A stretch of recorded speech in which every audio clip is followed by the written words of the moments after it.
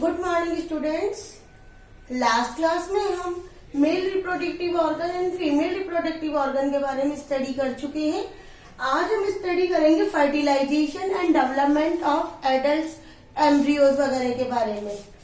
तो मैंने आपको लास्ट क्लास में बताया था कि मेल रिप्रोडक्टिव ऑर्गन्स के द्वारा जो गैमेट रिलीज होता है उसे हमने स्पर्म नेम बताया था, और जो फीमेल रिप्रोडक्टिव ऑर्गन्स के द्वारा स्पर्म जो रिलीज होता है उसे हमने एग नेम दिया था।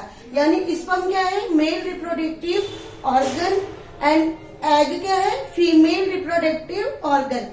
अब हम बात करते हैं फर्टिलाइजेशन।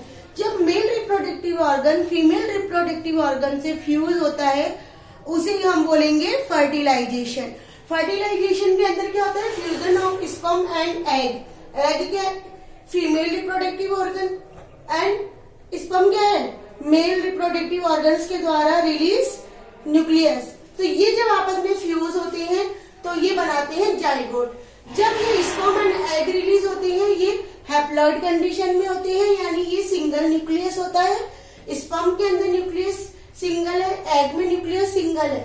जब ये सिंगल न्यूक्लियस मिलते हैं तो यहाँ पे डबल न्यूक्लियस बनाते हैं जिसे हम जाइगोट बोलते हैं। जाइगोट डिप्लॉइड कंडीशन होता है। Diploid means two. इस टू के अंदर क्या है? एक तो मेल स्पर्म है एंड एक फीमेल एग है, इनका फ्यूजन हो गया। ये प्रोसेस कहलाता है फर्टिलाइजेशन। फर्टिलाइजेशन का process female reproductive organ oviduct के अंदर होता है। ओविडक्ट में जब मेल स्पर्म एंट्री करता है तो ये हेड पोर्शन के द्वारा जो एग की आउटर वॉल होती है उसे स्टक करता है, और remaining tail portion, middle portion बाहर रह जाता है। हेड पोर्शन एग के अंदर एंट्री कर जाता है और वहां पे इनका फ्यूजन होता है, फर्टिलाइजेशन कहलाता है। ये वाली कंडीशन कहलाती है जाइगोट। और जब ये फ्यूजन होगा तो उसका मेन क्या रीजन होता है? इसके द्वारा कैरेक्टरिस्टिक्स का ट्रांसफर होता है। जनरली आप लोग सुनते हो कि जब न्यू बॉर्न बेबी होता है सब लोग उसकी आंख नाक कान मिलाते हैं, इसकी शक्ल किस पे गई है, आंख किस पे गई है, इसके कैरेक्टर किससे मिलेंगे, ये कैसा हंस रहा है, किसके जैसा लग रहा है। तो उसके पीछे रीजन क्या होता है? उसके पीछे रीजन यही है कि जब स्पर्म का ट्रांसफर होता है और फ्यूजन एग से होता है तो उनके साथ उनके फादर के और मदर के कैरेक्टर भी उस जाइगोट में आते हैं और वो अपने पेरेंट्स के सिमिलर बिहेवियर शो करते हैं। तो जनरली आप लोग ऐसा देखते होंगे, सुनते भी होंगे कि अपने पापा के जैसा है, ये मम्मी के जैसा बोल रहा है, इसकी आवाज तो इसके दादा जैसी है। तो इस तरह के कैरेक्टर्स को बताने के पीछे रीजन यही है कि इनमें कैरेक्टर का ट्रांसफर होता है जिसे हम हेरिडिटी बोलते हैं। फर्टिलाइजेशन टू टाइप का होता है, internal fertilization and external fertilization. आपको नाम से पता लग रहा है, इंटरनल मतलब आंतरिक। जब फर्टिलाइजेशन फीमेल बॉडी के अंदर होता है उस फर्टिलाइजेशन को हम इंटरनल फर्टिलाइजेशन कहलाते हैं। It means take place inside the female reproductive organs. This type of fertilization is called internal fertilization. Such type fertilization found in human beings, cow, dogs, etc. Generally ये जितने भी human beings, animals, living beings आते हैं उन सब में internal fertilisation ही पाया जाता है। सेकेंड होता है external fertilization. External fertilization generally aquatic animals के अंदर पाया जाता है। इनके अंदर रिप्रोडक्शन के लिए मेल अपना स्पर्म वाटर बॉडी में रिलीज करते हैं, साथ ही फीमेल अपने एग भी वाटर बॉडी में रिलीज करती है, और ये बाय मीडियम वाटर उनसे मीट होते हैं और उनका फर्टिलाइजेशन होता है। इस तरह का फर्टिलाइजेशन कहलाता है एक्सटर्नल फर्टिलाइजेशन। इस फर्टिलाइजेशन के अक्योरेंस के चांसेस बहुत कम होते हैं, इसीलिए उन्हें जो फीमेल होती है एक लार्ज अमाउंट में एग ले करती है। जनरली आप लोगों ने देखा होगा जैसे हमारे इंसेक्ट्स वगैरह वो बहुत सारी संख्या में अंडे एक साथ रिलीज करती है। उनके पीछे रीजन यही है कि उनको जो स्पर्म प्रोडक्टिविटी है वो मिलने में इजीली हो जाए और वो इजीली फर्टिलाइज हो जाए, इसलिए वो एक्स्ट्रा मात्रा में ले करती है एग्स को। तो ये हो गया फर्टिलाइजेशन। फर्टिलाइजेशन के बाद डेवलपमेंट होता है एम्ब्रियो। मैंने अभी आपको बताया कि जो जाइगोट है वो fusion of male gamete and female gamete से बनता है। यानी जाइगोट क्या है? ये कॉम्बिनेशन है मेल गेमिट और फीमेल गेमिट का। ये कॉम्बिनेशन ओविडक्ट के अंदर से ही शुरू हो जाता है, क्योंकि फर्टिलाइजेशन ओविडक्ट के अंदर होता है। यहाँ पे जाइगोट डिवाइड होना शुरू कर देता है। जैसे ही मेल एंड फीमेल गेमिट मिलते हैं उनमें डिवीजन शुरू हो जाता है और डिवीजन के फलस्वरूप एक बॉल लाइक स्ट्रक्चर बनती है।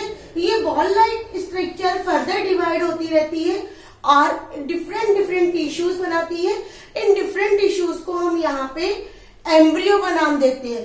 फर्स्ट हमारी जो स्टेप होती है वो गैमेट होता है, गैमेट से जाइगोट बनता है एंड जाइगोट की डिवीजन से एम्ब्रियो बनता है। ये embryo female reproductive organ uterus के अंदर आके फिक्स हो जाता है और यहाँ पे उसका डेवलपमेंट शुरू होता है। यानी एम्ब्रियो के डेवलपमेंट के लिए यूट्रस नेसेसिटी है।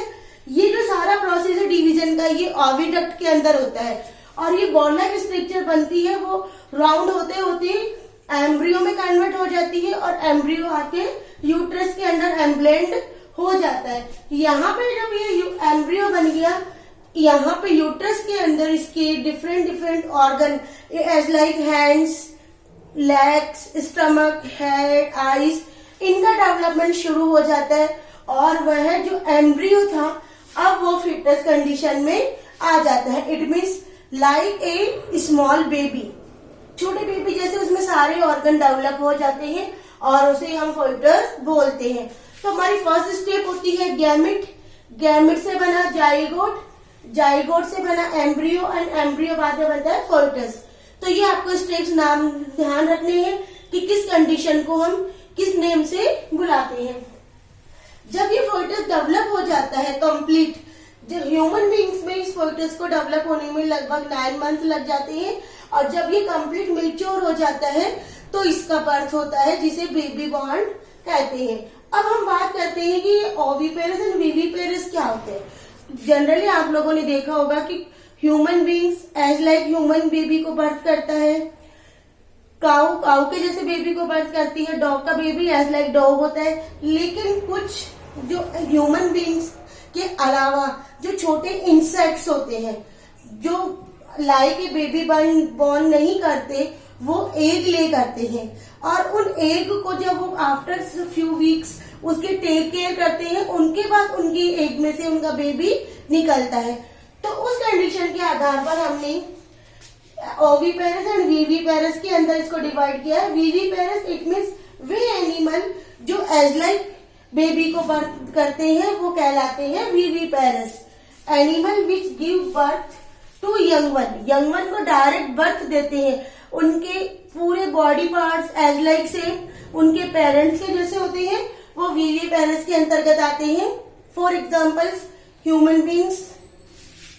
ओविपेरस इट मीन्स ऐसे एनिमल जो ओव्यूल्स ले करते हैं, एग ले करते हैं और बाद में उसे मेच्योरिटी प्रोवाइड करते हैं और वह एग मेच्योर होने के बाद ब्लास्ट होता है और उसमें से यंग वन निकलता है। उस कंडीशन को ओविपेरस कहते हैं।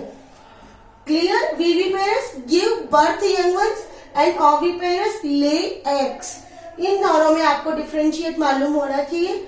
यहाँ पे जब ये ओविपेरस के एग ले होता है तो उसे आपको बाहर जो आपने देखा होगा जैसे बर्ड्स वगैरह क्या करते हैं, एग्स के ऊपर बैठते हैं, उन्हें हीट प्रोवाइड करते हैं ताकि वह एग मेच्योर हो और जब वह एग मेच्योर हो जाता है उसमें यंग वंस बन जाता है तो एग फट जाता है, उसका वॉल फट जाता है और उनमें से उनका यंग वन बाहर निकलता है। अब यंग वंस का एडल्ट में कन्वर्ट होना, जनरली ह्यूमन बींग्स का जो यंग वन होता है उसके सारे organ as like human being होते हैं, hands, eyes, nose, stomach, bones, सब कुछ उसका एक बड़े जैसा होता है। बस उसकी बॉडी की साइज छोटी होती है, धीरे धीरे उसकी बॉडी डेवलपमेंट लेती है और वह फुल एडल्ट में कन्वर्ट हो जाता है। लेकिन फ्रॉग, सिल्क वॉर्म वगैरह है, ये जो एनिमल्स है, स्मॉल एनिमल्स, इनमें क्या होता है कि ये डायरेक्ट इनका जो यंग वन है सेम इनके जैसा नहीं होता। धीरे धीरे उसकी स्टेज चेंज होती है और स्टेज चेंज होने के बाद जब मेच्योर कंडीशन में डेवलप होता है उस प्रोसेस को हम मेटामॉर्फोसिस कहते हैं। तो transformation of the larva into adult, larva का एडल्ट में कन्वर्ट होना कहलाता है मेटामॉर्फोसिस। जनरली आप फ्रॉग वगैरह का मेटामॉर्फोसिस प्रीवियस क्लासेस में स्टडी कर चुके हैं। In our next class, we will study about the asexual reproduction. I hope you have understand about the sexual reproduction.